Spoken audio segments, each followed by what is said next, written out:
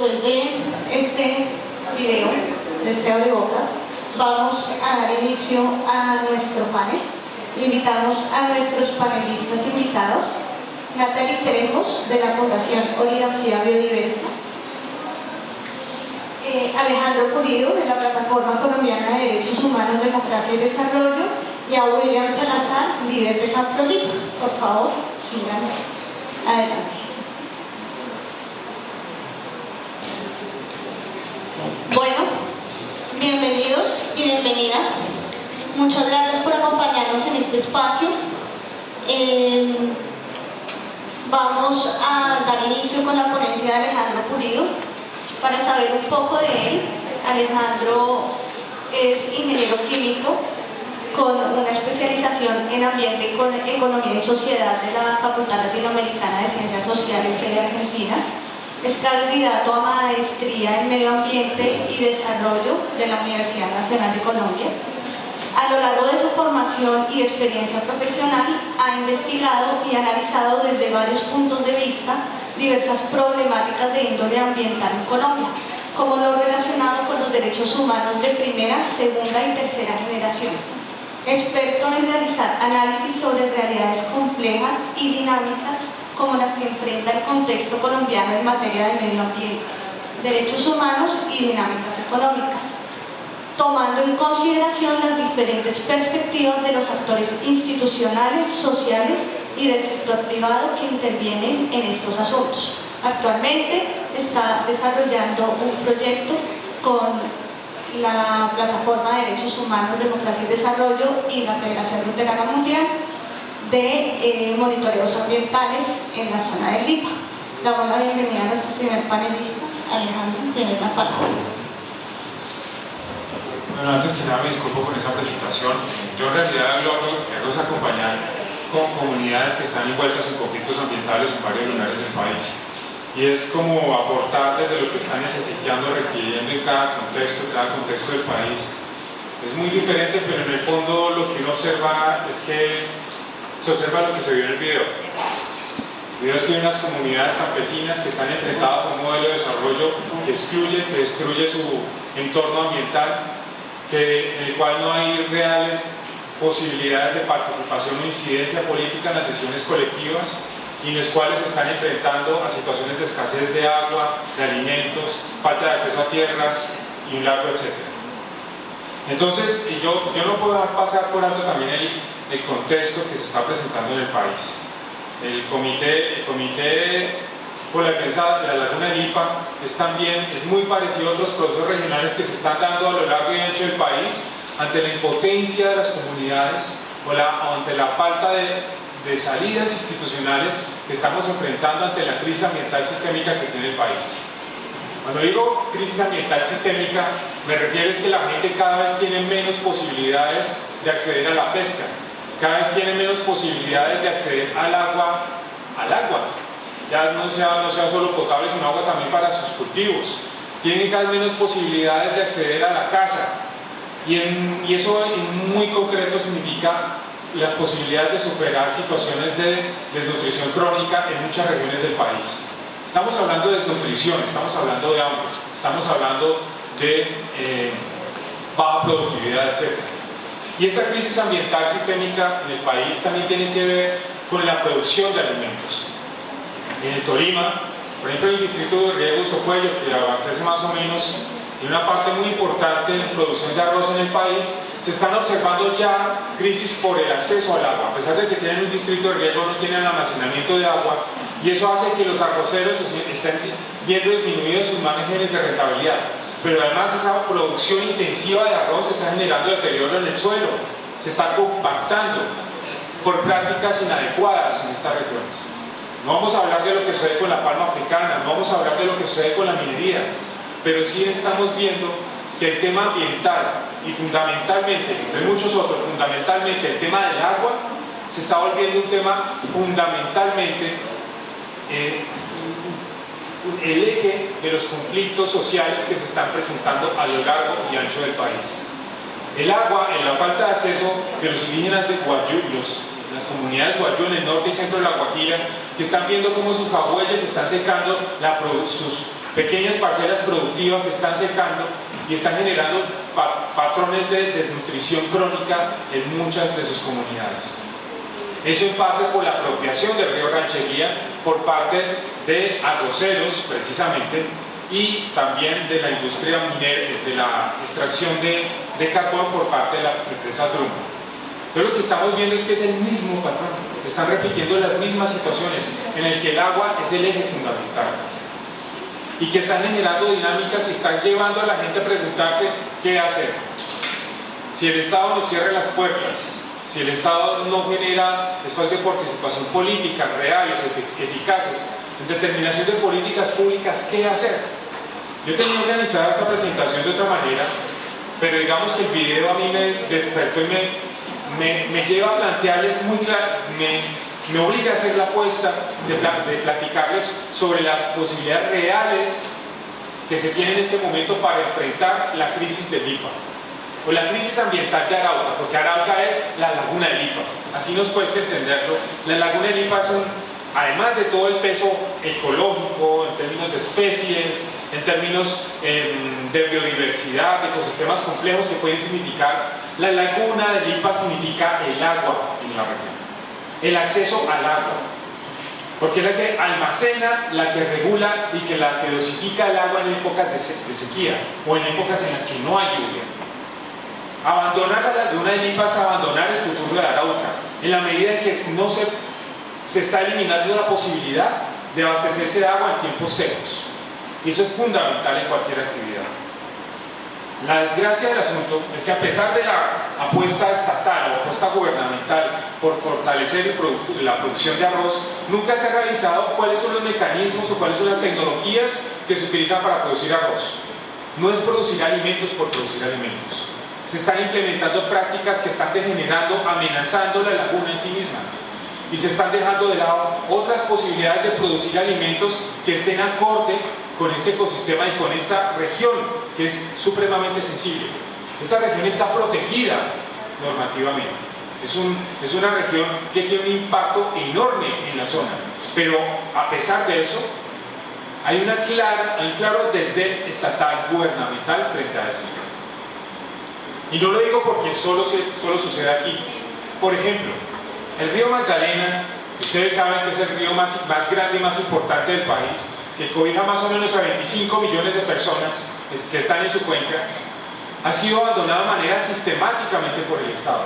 No hay instituciones que garanticen la vida del río, la vida en términos complejos, porque no me estoy refiriendo a que fluya agua, sino que todas las posibilidades de manifestaciones de vida, ya sea acuática, vegetal, local y un largo etcétera, están amenazadas por esto. La construcción de la hidroeléctrica del Quimbo significó la ruptura de las migraciones de peces como el bocachico, a tal punto que la pesca cayó de manera dramática. En los 70 y 80 se recogía más o menos 90.000 toneladas de pesca en el río.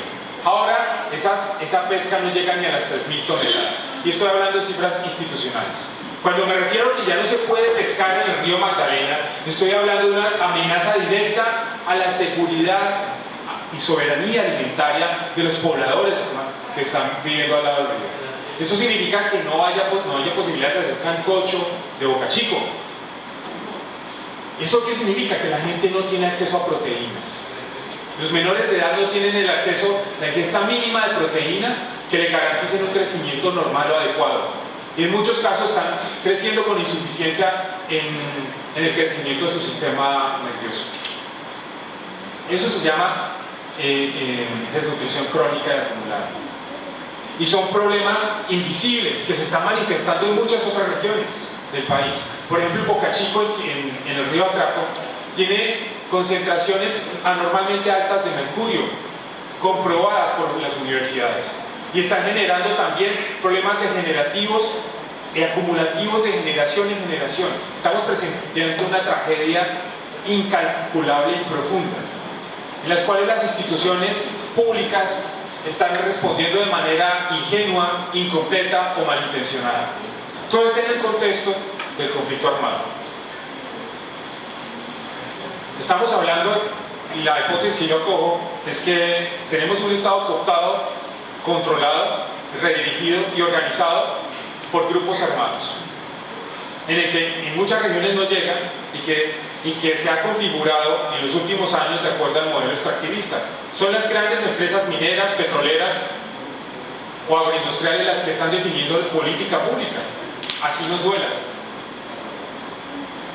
Corpo Guajira, por ejemplo, ha pasado por alto la sistemática y los escandalosos niveles de contaminación en el aire que se está presentando en la Guajira y en el medio Cesar, o en la Corporación Ambiental del río Sinú, lo llaman así, sino Corpocata, porque la controla esta famosa dirigente paramilitar en esa zona.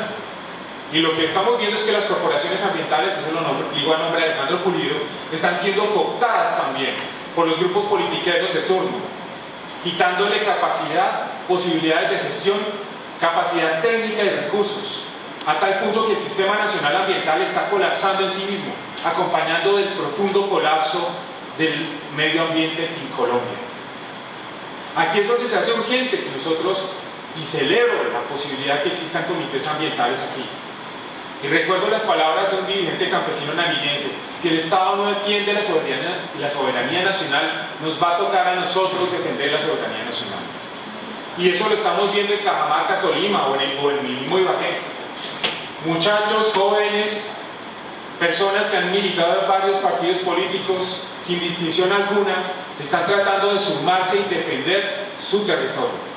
Ellos saben que en el fondo detrás de su territorio está el agua, y el agua es el eje central que articula sus posibilidades de pervivencia. Y es lo que está atrás de la consulta popular en Ibagué. La gente se ha decidido organizar y salir a votar masivamente diciendo: no queremos minería aquí, porque está amenazando nuestros territorios. Y en otras regiones, por ejemplo el sureste antioqueño, en el que también hay organizaciones de campesinos, jóvenes, universitarios, les que están diciendo: tenemos que buscar salidas, porque en el modelo que nos están imponiendo estamos sobrando nosotros. Y aquí aparece un tema muy importante que insiste, y creo que es uno de los regalos que tiene el entender y tratar de trabajar los conflictos ambientales. Es que nos invita a pensar en términos regionales, a ver el territorio, a vernos, querrámoslo o no, como parte de un planeta finito, cerrado, que está en crisis, y también a pensarnos no solo a nosotros mismos, no solo a nuestro sistema familiar, pensarnos como abuelos, como padres. Tenemos una responsabilidad con las generaciones que vienen, y lo más probable es que nosotros, con nuestros hijos, con nuestros nietos, no conozcamos lo que es un Boca Chico, o no conozcamos lo que es un Chigüillo. Y no estoy hablando en abstracto. En regiones muy amplias del país, muy importantes, hay especies amenazadas o desaparecidas en razón de este modelo. Yo quiero cerrar con la parte de alternativas. Creo que es fundamental. No voy a insistir en el tema de la crisis porque muchos de ustedes ya la han conocido, la han vivido, y sobre todo han caminado esos territorios. Es una sensación desgarradora. Para la gente que conoce el territorio, que ama el agua, que ama los ríos, ver este desastre ambiental es algo que trastorna profundamente la vida de cualquier persona. Pero quiero hacer énfasis en las posibilidades que se están construyendo en otras partes del país. Ya he mencionado el tema de las consultas populares, pero también hay una tendencia a lo que llamamos gobiernos territoriales.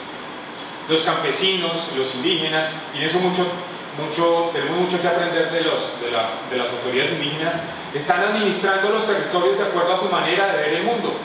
Están diciendo: aquí no se puede talar, aquí no se puede cazar, las prácticas agrícolas son estas porque no están degenerando deterioro en los suelos, porque ante la impasividad, la parsimonia o la negligencia del Estado a nivel regional o local, pues las salidas que están surgiendo son estas. La gente está entendiendo de una manera u otra que una amenaza contra un río o contra el suelo, contra una montaña, es una amenaza directa contra su vida. Entonces gobiernos locales están sucediendo en Nariño, por ejemplo, mucho en el Cauca, afincados en ese saber indígena, que creo que aquí también existe. Está disperso, disgregado, olvidado, pero está vigente, y creo que lo que mencionaba el funcionario de Humboldt, del Instituto von Humboldt, son experiencias de relacionamiento con el territorio que son valiosas y que hay que rescatar y hay que hermanar. Y precisamente hay otra posibilidad en esa reflexión, esa perspectiva. Hay que recoger la necesidad de abrir puentes de diálogo entre los saberes indígenas, campesinos y occidentales o mestizos, como lo queramos ver. Se están pasando por alto. Hay dos países, hay dos Colombias, una sobrepuesta a la otra. La formal, el mundo de los abogados, los tinterillos y los grandes políticos, y el Estado formal, y la real, la que anda en alpargatas, en botas de caucho, que tiene que conocer los ríos y come sancocho de vaca. Y aquí yo planteo una cosa también muy importante. No son solo los gobiernos territoriales, que se articulan de cualquier manera, de muchas maneras. Creo que aquí la creatividad vale, las posibilidades locales valen también. La gente está administrando, está discutiendo sobre su futuro y están hablando de planes de vida. Si nos venden el plan de desarrollo, nos venden el desarrollo como paradigma. ¿A qué me refiero? Que si usted no tiene un carro, no tiene una finca de recreo, no tiene un puesto que le dé 4 millones de pesos y no tiene una esposa con mucha silicona, pues usted es un fracasado. Y ese paradigma lo venden en los aparatos, en los medios masivos de comunicación sin ninguna piedad, todo el tiempo, y nos están llevando a transitar hacia el precipicio civilizatorio. El 8 de agosto de este año se planteó como una fecha límite en que el planeta ya no podía seguir reabasteciendo de recursos a esta civilización, a estos 6.000, 7.000 millones de personas que hay en este planeta. 7.000 millones de personas. Es decir, que el agua que estamos bebiendo no se está logrando restituir en los ecosistemas que hay. Y estoy hablando muy en serio. El Departamento de Estado de los Estados Unidos, para que vean que no sean ecologistas radicales, ni izquierdosos, ni hippies, ni nada de eso, el Departamento de Estado de los Estados Unidos está hablando que uno de los principales riesgos que enfrenta a los Estados Unidos como nación son las crecientes disputas por el agua y por la tierra, que está generando procesos migratorios muy fuertes en el sur de los Estados Unidos. Por ejemplo, en el año 2009-2010 apareció una roya, el fenómeno de la roya que ataca el café, en razón de las lluvias, del aumento de la precipitación o las lluvias que se dio en esta región. 300.000 personas en Centroamérica se quedaron sin trabajo en razón de la crisis del café, que empezaron a migrar hacia el norte, hacia la frontera con México. El Magreb, o sea, el norte de África, parte de Oriente Medio, se vio fuertemente afectado con la crisis del precio internacional del trigo en razón al verano que azotó las regiones productoras. ¿Qué sucedió? 6 o 7 gobiernos cayeron en Libia, Egipto, Yemen y un largo etcétera. Fueron muchísimos países. Y eso los países ricos o del primer mundo lo están viendo como una amenaza real. De hecho, las fuertes migraciones que se están dando entre África y Europa o entre Centroamérica y Estados Unidos están relacionadas fuertemente con esto. Y en ese contexto, ¿qué estamos haciendo? En ese contexto, ¿qué estamos haciendo en Colombia y en particular en Arauca? Estamos dándole la espalda a la laguna del Líbano, la que garantiza el abastecimiento de agua y de condiciones mínimas de sobrevivencia para la población, para el pueblo araucano. Y la otra posibilidad y la otra necesidad, que yo finalmente con esto cierro, es la necesidad de imaginarnos Estado. Y no digo tumbar al gobernador o tumbar al alcalde, imaginarnos Estado. Nosotros somos Estado, en la medida que tenemos una cédula de ciudadanía, hemos interiorizado el Estado, pero también hemos permitido que se den fenómenos como corrupción masiva, cooptación por grupos armados o la misma politiquería o cacicazgo, que son rasgos tan profundos y arraigados en nuestro país, en muchas otras regiones. Pero precisamente esa es la apuesta que tenemos que asumir. Necesitamos un Estado al servicio de la gente. Esto puede parecer redundante de campaña politiquera y tal, y lo habrán escuchado de varios políticos, pero en realidad necesitamos unos dirigentes que estén al servicio del pueblo.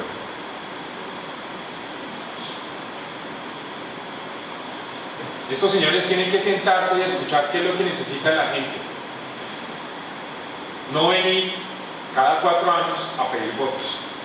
Esa diferencia básica, elemental, está demandando también una apuesta muy fuerte por parte de nosotros de cómo entendemos las instituciones. Todos de alguna manera tenemos un pariente, un amigo, un compadre que es un político corrupto y sabemos cómo funciona el tema. Pues también tenemos que pensar en promover políticos honestos, limpios, que tengan una clara visión de Estado, de territorio, de gobierno. Es una responsabilidad que no se restringe en términos estrictamente electorales. Es una responsabilidad como ciudadanos, no solo de Arauca o de Colombia, como ciudadanos de este planeta. Ustedes, señoras y señores, señoritas y señoritos, estamos frente a la generación que presencia la 6ª extinción masiva de especies en este planeta. Nunca antes en la historia de este planeta habían desaparecido tantas especies de una manera tan dramática como ahora, salvo otras 5 ocasiones que están relacionadas con meteoritos y cosas de esas. A lo que me refiero es que nuestra generación está enfrentando un grave reto, enorme reto, en términos de hacernos responsables por lo que está pasando en nuestro entorno. Y eso no se resuelve con botar el papelito en la basura, o no se resuelve con no consumir pitillos, sino se resuelve asumiendo nuestra responsabilidad como sujetos políticos, como ciudadanos, y la enorme urgencia de crear alternativas que dialoguen con los ecosistemas, con el ecosistema. Muchas gracias.